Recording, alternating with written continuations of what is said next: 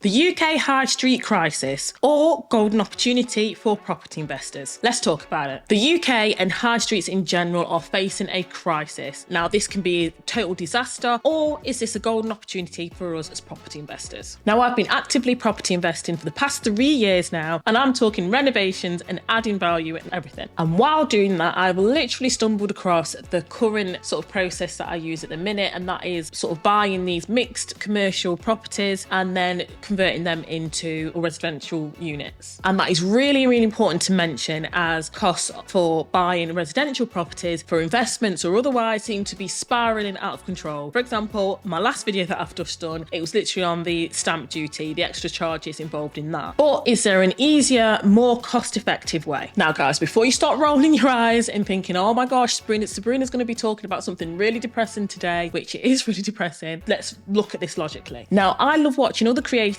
on YouTube, and one of those creators that I love watching is The Wandering Turnip. Now, he's literally done a series on his YouTube where it literally called The Death of the High Street, where he goes to different high streets all over the UK and he literally just takes his camera out and just films and walks around and films. And the majority of the time, what he's finding is that these high streets are literally turning into ghost towns now. So there's literally so many empty units that are just left there by the councils, and it literally looks like a ghost town. It looks like what he said in the title, The Death of the High Street. And he literally went to Nottingham as well, my hometown. So if you've been watching my videos for a while, you know that Nottingham's where I'm from and it's where I love to invest. When I was younger, I used to work in a lot of retail shops in Nottingham city centre whilst I was at university. Back in my day, the Nottingham city centre town was literally bustling. There were so many different shops, different places you could go, and people used to come from all over the UK just to shop at Nottingham because we used to have a lot of independent businesses, and it just literally, it breaks my heart to see all of the empty shops and all the empty units that are in Nottingham city centre. Like I say, when I used to work in Nottingham, they literally used to sell one-off items, stuff that, you know, that was hard to get, and people used to come from all over just to come and shop because they had that independent sort of quirky vibe from all of these independent business owners. Literally, the shops that I used to work in, they used to have queues out of the door of people wanting to purchase and buy the items. And sadly now it's a stark contrast. There's so many empty units out in Nottingham. It almost looks like a ghost town. And a lot of the units that are literally on the outskirts of the city centre even, they've been literally left to rot. So the actual buildings are decaying and it just looks an eyesore. It's upsetting to me to see this. Now, personally, I think it would be great if we did some sort of scheme so that these units can at least be used in the meantime until they get a more permanent contract, something like that. Personally, it would be good to see, just to see these units being used and some sort of community regeneration scheme, something where they're actually, the community is even involved in actually physically renovating these properties, so that then they're invested in the properties and they're invested in the city centre and what they've built, so then there's less likely to have the crime, for example, that could happen afterwards, because you've got a community of people that are actually invested in things going well for these properties and businesses. Just something so that the community feels involved in what's going on in their local city centre, so they are invested in things going well, and therefore the upkeep of the area would be great. But hey, what do I know? I mean, there has been sort of regeneration development in Nottingham, but it's a lot of student accommodations and massive sort of skyscraper apartment blocks that are really unobtainable for one, the local community, and for anybody else. So more grassroots level schemes is something that I would love to see in Nottingham. That could bring back sort of local business owners that maybe don't have as much money or as much funds available to them as others, the major commercial retailers. And then that sort of diversity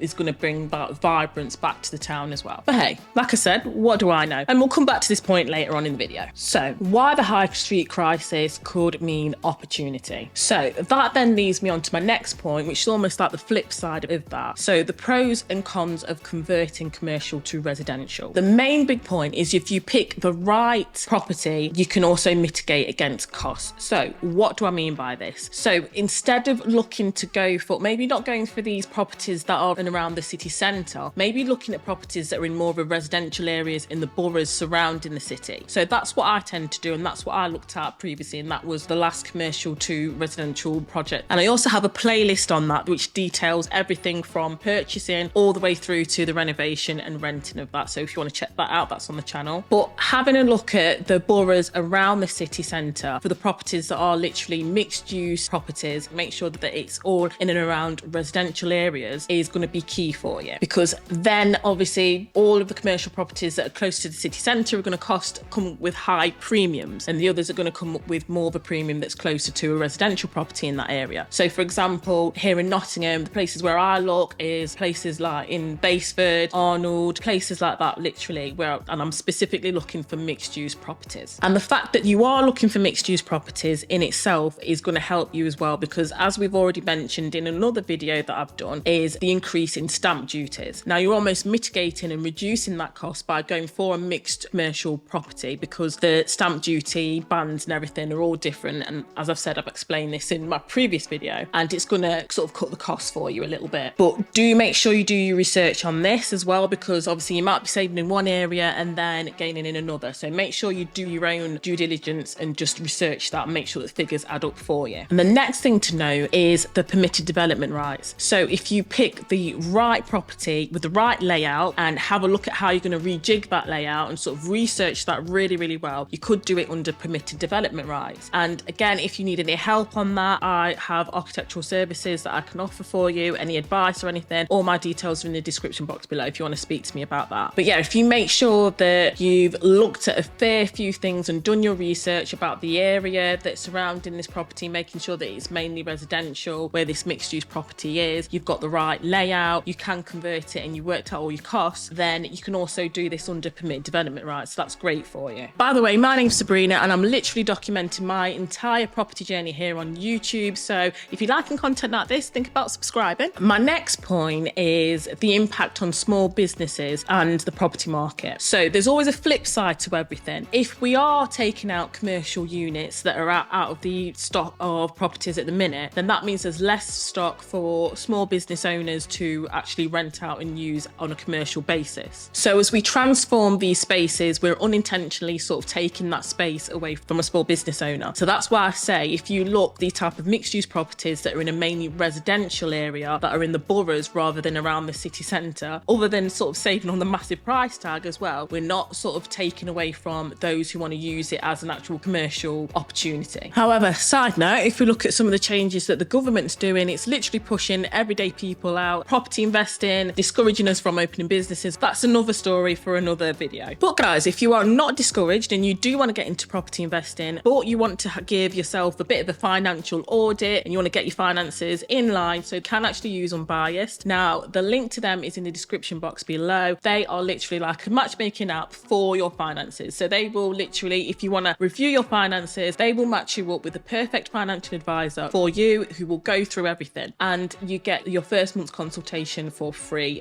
The link is in the description box below. And guys, just so you know, I do make a small commission of everyone who signs up, so thank you in advance. My next point, it's literally my strategy for the future. I have said this in various other videos as well, guys. I'm so happy that I've stumbled onto this sort of purchasing the mixed use commercial properties. I'm so happy that I've gone onto that, and I will be sticking to that just because it works for me. But I will also be trying to sort of mix that up a little bit. Next time I do a conversion, I might be thinking of, I might keep the bottom as a commercial property as well, just so that it gives some of the smaller business owners a chance to rent from me. So maybe revitalising that alongside the residential and hoping to get in towards development. So I'm looking for plots of land or places or things where I can buy a property, do up the property, and then maybe add another unit on there and starting to get into development. I'm really getting to that point where I'm looking at diversifying my portfolio and sort of getting into something else, not keeping all of my eggs in one basket, so to speak. So just sort of diversifying my investment. So is the high street crisis really a golden opportunity? I think so. I think if you use it the way I've said and where I've discussed in this video, you can get some good points from it. And I think you can get some hidden gems, and maybe it's going to help you sort of look outside the box and maybe seeing investment opportunities where others might not see them, and by going for these commercial properties. So yeah, I do think there's hidden golden opportunities within there. But what do you think, guys? Let's have a conversation in the comments below. And you might be thinking, right, how do I actually go about physically converting a mixed use commercial property into a residential? Check out this playlist here where I've done just that. Thanks. Bye.